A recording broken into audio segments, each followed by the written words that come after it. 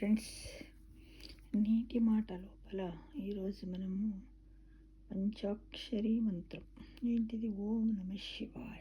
ఓం నమ శివాయ. ఇదే పంచాక్షరి మంత్రం. ఈ మంత్రము యజుర్వేదము రుద్రాధ్యాయంలోనిది.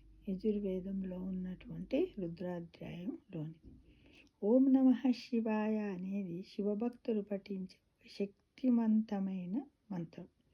ఇది శివునికి నమస్కారం అని అర్థం అన్నమాట. ఈ మంత్రాన్ని జపించడం వల్ల మనస్సు ప్రశాంతంగా మారుతుంది, శక్తులు సమతుల్యం అవుతాయి మరియు అంతర్గత శాంతి లభిస్తుంది. మిత్రము, ఓం నమ శివాయ మంత్రం యొక్క కొన్ని ముఖ్యమైన ప్రయోజనాలు కలుగుతాయి. వాటి గురించి మనం తెలుసుకుందాం. ఏంటి అంటే, శాంతి మరియు ప్రశాంతత లభిస్తుంది. దేనికి? మనస్సుకు. ఈ మంత్రాన్ని జపించడం ద్వారా మనస్సు ప్రశాంతంగా మారుతుంది మరియు మనస్సులోని ప్రతికూల ఆలోచనలన్నీ కూడా తొలగిపోతాయి. ఈ మంత్రము మన శరీరంలోని శక్తులను సమతుల్యం చేస్తుందని నమ్ముతారు. ఇది శారీరక మరియు మానసిక ఆరోగ్యాన్ని మెరుగుపరుస్తుంది. ఓం నమ శివాయ మంత్రాన్ని జపించడం ద్వారా శాంతిని పొందవచ్చు. అనేక సమస్యలకు పరిష్కారం కూడా లభిస్తుంది. ఈ మంత్రాన్ని పఠించడం వల్ల కుటుంబ సభ్యుల సమస్యలు, వ్యాధులు మరియు ఇతర బాధల నుండి ఉపశమనం లభిస్తుందని నమ్ముతారు. ఓం నమ శివాయ మంత్రాన్ని జపించడం ద్వారా శివుని అనుగ్రహం లభిస్తుంది మరియు కోరికలు కూడా నెరవేరుతాయని భక్తులు విశ్వసిస్తారు. ఓం నమ శివాయ అనేది కేవలం ఒక మంత్రమే కాదు, ఇది ఒక శక్తివంతమైనటువంటి సాధనం. ఇది మన జీవితంలో సానుకూల మార్పులను తీసుకురావడానికి సహాయపడుతుంది. అన్ని కోరికలను నెరవేర్చే కల్పవృక్షము ఈ మంత్రము. దీని ఉచ్చారణ వల్ల చిత్తశుద్ధి, జ్ఞాన ప్రాప్తి లభిస్తాయని పురాణాల్లో తెలిపారు. ఈ మంత్రములో ఓంతో సహా 6 అక్షరాలు ఉన్నాయి. ప్రతి మంత్రానికి ముందు ఓం ఉంటుంది కాబట్టి దాన్ని వదిలేసి లెక్కిస్తే 5 అక్షరాలు. అలా అని ఓంకారాన్ని వదలరాదు. నమ శివాయ, నమ శివాయ మంత్రము ఓంకారముతో ప్రారంభం అవుతుంది. ఓం నమ శివాయ, ఓం నమ శివాయ, ఓం నమ శివాయ. ఓం అనేది మహాబీజాక్షరం. దీని నుంచే మిగిలిన అక్షరాలన్నీ ఆవిర్భవించాయని, పుట్టాయని చెబుతారు. ఈ మంత్రంలో ఉన్న అక్షరాలకు అర్థము, పరమార్థము 2 ఉన్నాయి. నా అనేది భగవంతునిలోని కాంతిని తెలియజేస్తున్నా. ఈ అక్షరాలను పంచభూతాలని కూడా అంటారు. నా అంటే భూమి, మా అంటే నీరు, షి అంటే నిప్పు, వ అంటే గాలి, యా అంటే ఆకాశమని ఈ మంత్రంలో ఉన్న అక్షరాలకు నిర్వచనం చెప్పారు. ఈ మంత్రము ఆధ్యాత్మికతకు ఉపయోగపడుతుందని, ఈ మంత్రోచ్చారణ వల్ల నాడులు పరిశుభ్రమై మనస్సులోని ప్రశాంతత నెలకొంటుందని పండితులు చెబుతారు. దీనిని పదే పదే ఉచ్చరించడం వల్ల మనిషిలో ఉండే తమో రజో గుణం పోయి ఆధ్యాత్మిక భావన పెరుగుతుందని కూడా ఆధ్యాత్మికవేత్తలు బోధిస్తున్నారు.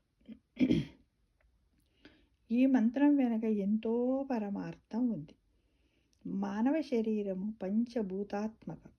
నమశివాయ అనే 5 అక్షరాలను కలిపినప్పుడు పంచభూతాలతో నిండిన శరీరం శుభ్రం అవుతుంది.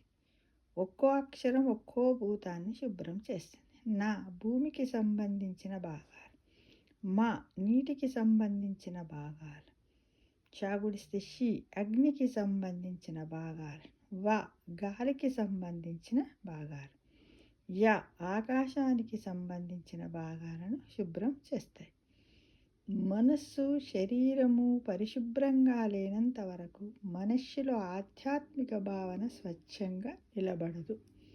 అందువల్లే ఓం నమ శివాయ అనే పదాన్ని పదే పదే ఉచ్చరిస్తే మానసిక ప్రశాంతత ఏర్పడుతుందనడంలో ఏమాత్రం సందేహం అక్కరలేదని పౌరాణికులు చెబుతారు. భగవంతుడి నామాన్ని అర్థము తెలియకపోయినా భక్తితో ఉచ్చరించిన తగినంత ఫలం లభిస్తుంది. శివభక్తుడైన సౌనంద గణేశ ముని ఒకసారి యమలోకానికి వెళ్ళగా యమధర్మరాజు ఆయనను సత్కరించి వచ్చిన కారణం ఏమిటని అడిగాడట. తాను యమలోకంలోని విశేషాలను చూడడానికి వచ్చినట్టు ముని చెప్పారు. ఏముని? శివభక్తుడైనటువంటి సౌనానంద గణేశముని. దీంతో తన లోకంలో నరకయాతనలు అనుభవిస్తున్న పాపాత్ములను యముడు ఆ మునికి చూపించాడట. వారి పరిస్థితికి జాలిపడిన ఆ మహర్షి, ఓ జనులారా, ఇది ఓం నమ శివాయ అనే మంత్రము. దీనిని ఉచ్చరిస్తే మీ యాతనలు పటాపంచలవుతాయని తెలిపారట. మునీశ్వరుడు చెప్పాడు. ముని చెప్పగా వారంతా పంచాక్షరిని జపించారు. దీంతో వారికి నరక విముక్తి లభించి అంత కైలాసం చేరుకున్నారట. ఆ మహర్షి వారికి పంచాక్షరి మంత్రానికి అర్థము బోధించలేదు. కానీ భక్తితో ఉచ్చరించినంత మాత్రాన్నే వారికి కైలాసం లభించింది. అర్థయుక్తంగా ఉచ్చరిస్తే అధికం ఫలం అన్నట్టుగా అధికంగా ఫలం లభిస్తుంది. మాస శివరాత్రి. అయితే ఈ విధంగా నరకంలో బాధలు అనుభవిస్తున్న వాళ్ళకి మునీశ్వరుడు ఈ విధంగా చెప్పడం వల్ల వాళ్ళు ఓం నమ శివాయ అనడం వల్ల వాళ్ళకు నరకయాతనలు తప్పి శివలోక ప్రాప్తికి వెళ్ళారు. మాస శివరాత్రి ప్రతి నెల వచ్చే మన శివుని పండుగ. శివుని జన్మతిథిని అనుసరించి ప్రతి నెల కృష్ణపక్షము చతుర్దశి నాడు ఆ బోలాశంకరుణ్ణి ఉద్దేశించి చేసుకునే పూజ. ఈ రోజున ఉపవాసము, ప్రదక్షిణాలు ప్రత్యేకంగా విశిష్టంగా ఉంటాయి. చంద్రమా మానసో జాతః అని పెద్దలు చెబుతారు. ఏమని? చంద్రమా మానసో జాతః అని పెద్దలు చెబుతారు. అంటే చంద్రుడు మన మనస్సుకు కారకుడు. చంద్రుడు క్షీణదశలో ఉన్నప్పుడు కేతు ప్రభావం ఎక్కువగా ఉంటుంది. కోపము, చిరాకు, దుడుకుతనము, జీర్ణశక్తి మందగించడం, నిర్ణయాలు తీసుకునే సామర్థ్య లోపము ఇలాంటివి తలెత్తే సమయం అన్నమాట. అందుకే ఆ చంద్రుడిని తన తలపై పెట్టుకున్న వానిని శరణు వేడుతాం. బోలాశంకరుడు 4 చుక్కల నీరు పోసి 3 దళాలు ఉన్న బిల్వదళము మనసార పెడితే సంతోషించి వరాలనిచ్చే వరదుడు. కష్టడి ఏ పూజ చేయవలసిన పని లేదు. కష్టపడి ఏవేవో వస్తువులు సేకరించి పెట్టుకోవలసిన పని లేదు.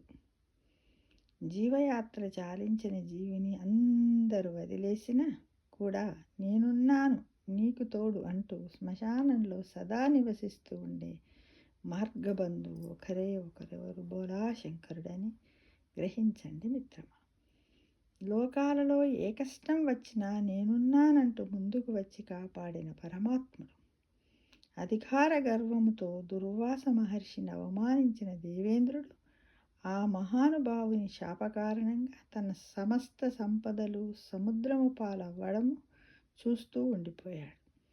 ఆ తర్వాత తిరిగి వాటిని పొందడం కొరకు దానవుల సహకారంతో మందర పర్వతమును కవ్వముగా వాసుకిని తాడుగా చేసుకుని క్షీరసాగరమును వధించినప్పుడు ముందుగా లోకాలన్నింటినీ భస్వం చేస్తుందా అని అనిపించేలా ఉగ్రతతో హలాహలం పుట్టింది. దేవతలంతా వెళ్ళి ఈ తండ్రికి మొరపెడితే ఆయన అభిప్రాయంగా తన ఇల్లాలైన సర్వమంగళాదేవి వంక చూడగా తల్లి మృంగెడిది గరళమనియు మృంగెడివాడు విభుండని మేలని ప్రజల్కున్ మింగువనియే సర్వమంగళ మంగళా సూత్రమునెంతమంది నమ్మిందో. ఈ మంగళ సూత్రమును ఎంతమంది నమ్మినదో అలాహలము పొంగుకొచ్చి లోకాలని నాశనం చేసి ప్రమాదం ఏర్పడినప్పుడు అందరూ కలిసి వెళ్ళి మహేశ్వరుడికి మొరపెట్టుకున్నారు. అసలే శివుడు బోలాశంకరుడాయే. వాళ్ళలా వేడుకునేసరికి అతని మనస్సు కరగకుండా ఉంటుందా? పంచాక్షరిని ప్రపంచాన్ని రక్షించడానికి ఎంతకైనా తెగించి అనుకంప అతనిది. అందుకే ఆ విషయాన్ని మొత్తం మృంగి ప్రపంచాన్ని కాపాడడానికి పూనుకున్నాడు. తన అర్ధాంగి కదా పార్వతి, ఆమె ఏమంటుందో అని ఆమె వైపు చూస్తాడు. ఆమె చిరునవ్వుతో తన అంగీకారాన్ని తెలుపుతుంది. ఇది సంస్కృత భాగవతంలో ఉన్న సన్నివేశం. తెలుగులోనూ ఇంత దాకా ఇలాగే ఉంటుంది. ఇక్కడ పోతనకి ఒక సందేహం వచ్చి ఉంటుంది. ఎంత దేవుళ్ళైనా చూస్తూ చూస్తూ తన భర్త విషము తాగడానికి ఏ భార్య అయినా అంగీకరిస్తుందా? పోతన లాంటి భాగవోత్తమునికి దానికి సమాధానం దొరకడం పెద్ద కష్టమై ఉండదు. అయితే ఇక్కడ గొప్పతనం ఏంటంటే ఆ సందేహాన్ని, దాని సమాధానాన్ని కవితాత్మకంగా తెలుగు భాగవతంలో చిత్రించడం. తనే నేరుగా ఇది చెప్పేస్తే అది వ్యాఖ్యానంలా ఉంటుంది కాబట్టి ఆ సందేహాన్ని పరీక్షితుడి చేత ఆడించాడు. శివుడైతే భక్తవత్సలుడు, విషాన్ని తాగడానికి సిద్ధపడవచ్చు. దేవతలందరూ తమని కాపాడుతారు కదా అని తాగమని ప్రోత్సహించవచ్చు. కానీ పార్వతి తన భర్త విషము తాగడానికి ఎలా ఒప్పుకుంది అని అడుగుతాడు. దానికి శూక మహర్షి ఇచ్చిన జవాబు ఈ పద్యం అన్నమాట. ఓం నమ శివాయ. నమః పార్వతీపతయే హరహర మహాదేవ శంభో శంకర. ఓం నమో నారాయణాయ అంటూ ఈ విధంగా మనము పంచాక్షరి మంత్రం గురించి క్లుప్తంగా తెలుసుకున్నాం మిత్రమా. కాబట్టి మనం ప్రతిరోజు కూడా నువ్వు పూజ చేసినా, నీ మనస్సులో ఎప్పటికి కూర్చున్నా, లేచినా, ఏది చేసినా పంచాక్షరి మంత్రం ఏంటిది? ఓం నమ శివాయ, ఓం నమ శివాయ, ఓం నమ శివాయ. ఇలా నీకు వీలున్నన్ని సార్లు మనస్సులో నామస్మరణ చేసుకుంటే అంతా మంచే జరుగుతుంది. శివానుగ్రహం కూడా కలుగుతుంది మిత్రమా. ఈరోజు నుండే ప్రారంభిద్దామా? ఓం నమ శివాయ.